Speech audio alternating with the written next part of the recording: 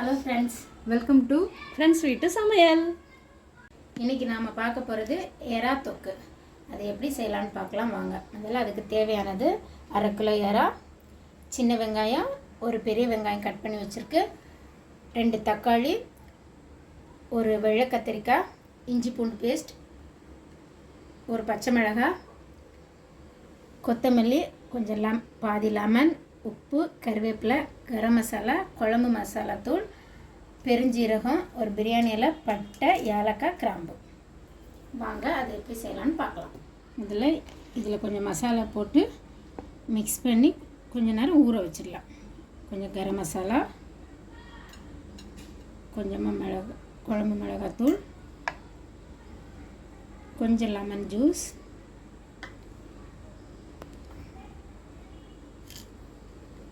கொஞ்சமாக உப்பு,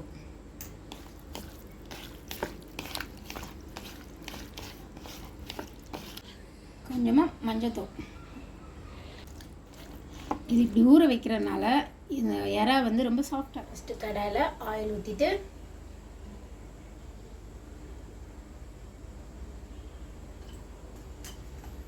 பட்டை, லவங்கம், ஏலக்காய், பிரியாணி இலை, கொஞ்சம் சோம்பு போட்டுட்டு ஃபஸ்ட்டு சின்ன வெங்காயம்,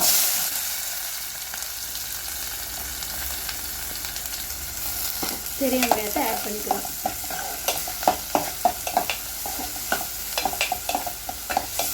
இதில் ஒரு கொத்து கருவேப்பிலை, இஞ்சி பூண்டு, ஒரு பச்சை மிளகாய், தக்காளி போட்டு நல்லா மிக்ஸ் பண்ணிவிடுங்க. மிக்ஸ் பண்ணி ஒரு தொக்கு மாதிரி வரது வரைக்கும் நல்லா மிக்ஸ் பண்ணணும். கொஞ்சமாக மஞ்சத்தூள் போட்டு மிக்ஸ் பண்ணிங்கன்னா சீக்கிரமாக தக்காளி வெந்து கிடைக்கும். ஒரு ஸ்பூன் கரம் மசாலா, 1.5 ஸ்பூன் குழம்பு தூள், நம்ம கட் பண்ணி வச்சுருக்க வெள்ளை கத்திரிக்காயை போடலாம்.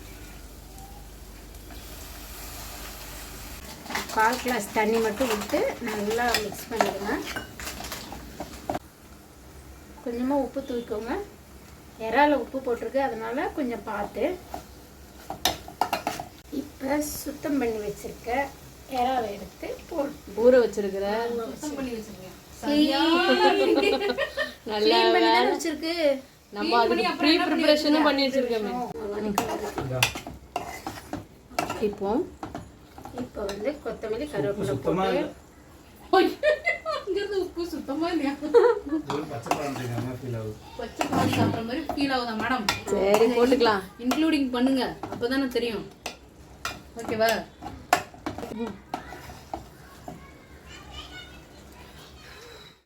இந்த வீடியோ உங்களுக்கு பிடிச்சிருந்ததுன்னா லைக் பண்ணுங்க, ஷேர் பண்ணுங்க, சப்ஸ்கிரைப் பண்ணுங்க, ப்ளீஸ் சப்போர்ட் பண்ணுங்க.